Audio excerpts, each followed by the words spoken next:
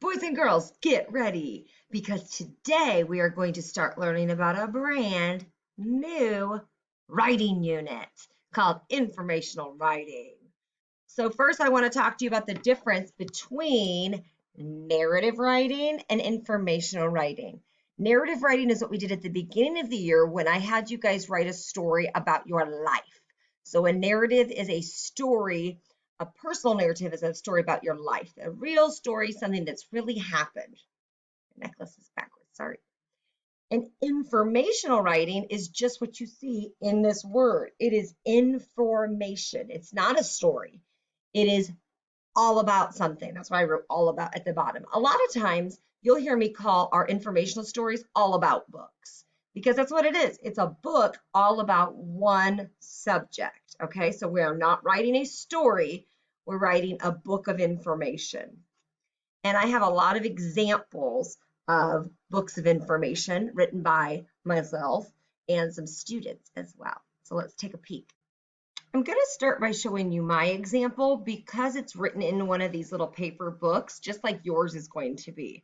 This is the example I wrote with my class last year. So this is an all about book, an informational book, all about hedgehogs. I'm not going to talk about any other animals in here, just hedgehogs. And the reason I chose this topic is because that's something I know a lot about because I used to have a pet hedgehog, believe it or not. So I chose the topic Hedgehogs by Kimberly Yonke. Then I picked 5 different things that I could teach you about hedgehogs, what they eat, how they exercise, accessories you need for hedgehogs, anointing, and hibernation. And I told you what pages they're on. So as you go through my book, you'll see here are pictures of what hedgehogs eat, with a list with a picture. Here's information about how hedgehogs exercise. So see how each one has a heading. Remember doing headings? So everything on these pages will be about how hedgehogs exercise until you see a new heading. So here are the accessories you might need if you have a hedgehog. There's a list. And then look, the heading tells you that now we're talking about something new. Anointing. This is something that hedgehogs do called anointing. And then as I turn the page, oh, still anointing. Because as you see, there's no new heading. It's still anointing. And then we end with hibernation. And then there's still hibernation, still hibernation. Let's see, is there another one? Nope, that's the end. So that is my story, not story, book all about hedgehogs. So I had students pick things that they knew a lot about and write a story about it.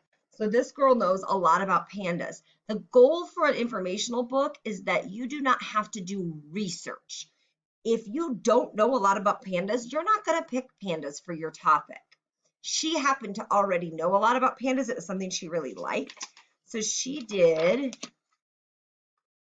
she talked about a panda's appearance, so what it looks like, how they're born, a panda's habitat, so like where they live, a panda's diet, so what they eat, and then just a bunch of facts about them. She did a timeline and even a glossary. And this is a 5th grader's writing piece, by the way. It was a student that I had, and I got her piece from when she was in 5th grade. And so she has information with a picture, and she kept hers all to 1 page. Facts, it was just a bunch of random facts about one. Here's the timeline of the different ages of a panda and what you can expect. And there's a glossary, some words that you might need to know about pandas. Not everybody did it about animals. You don't have to pick animals. Maybe you don't know a lot about animals. This girl knows a lot about making braids, like doing braids in hair. So she wrote her whole book about that. And she talked about the different tools you'll need to braid hair, how to be gentle when you're braiding, being careful, how to make braids, and then tying up the ends. And she tells you what page they're on. All right. And so she did some where she did a picture with a label. She did some where she actually like drew a picture and wrote about it and being careful. So she has the label on each one. You find some other examples. This one is Mrs. Eiferd's daughter. Her name is Claudia, and she did an all about her family because obviously you know about your own family. So she chose to tell us all about her family. So each chapter is about somebody different. Table of contents. So you'll meet her family on page 1. Page 2, you'll just meet her sister. 3 is her dad. 4 is Jennifer. and 5 is Jasmine. And so that's what she wrote about. Each one is labeled so you know what chapter you're in, what heading. And then she just told you information about each person, okay? So sticking with the Eifried family that we just saw Claudia's, now this is Miranda's. This is Mrs. Eifried's youngest daughter who was in my class in 3rd grade when she wrote this. So she did her table of contents. She's telling us what the different chapters are going to be, the different kinds of unicorns, different colors of unicorns, different kinds of hooves, how to draw a unicorn, how I started to like unicorns in different parts of a unicorn. Okay, so obviously this girl likes unicorns. So she picked something she already knew a lot about and that she really likes, she has interest in. So here are different types of unicorns. She did labeled pictures. So drew a picture and told you what kind of unicorn that was. A squared unicorn, rounded, triangled, cheetah, rainbowed, and this one's called crazy unicorn. The different colors. So she made a list of the colors you could do a unicorn. Here are the different types of hooves. Now, she did forget to label, put the heading on there, but you get the idea. Now she's showing us how to draw a unicorn. First, you draw the face. Next, you draw the ears and the horn. So you could do a how-to in there. Then you draw the nose and eyes. After that, you draw the hair and the body.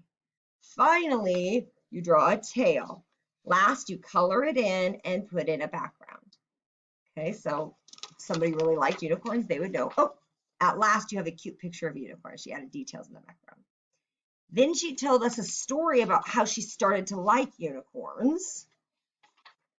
It was 2 pages. And then she ends with the different parts of a unicorn, which, let's see, there's a picture with a bunch of labels. What is that word for a labeled picture? Diagram. She drew a diagram. So do you see why we just learned about text features before this? Because you can add a bunch of text features into your All About Informational Writing books. So today I just wanted you to kind of get a sneak peek at some ideas. Here's another one I did about dogs, and then you'll start brainstorming for yours tomorrow. So I know dogs is something I know a lot about and that I have a lot of interest in because I like dogs. And so, one of the things this was an example I did for a 1st grade class. So I was showing them, this is a little more basic, but I was showing them that instead of saying dogs eat a lot, that is a short sentence, dogs eat a lot, only 4 words.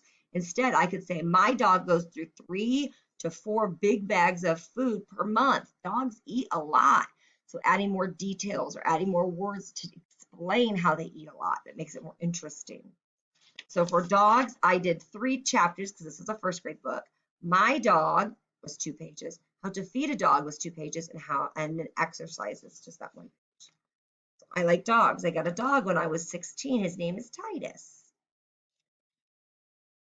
We got him from the pound. My mom let me choose him. So see how this is a story.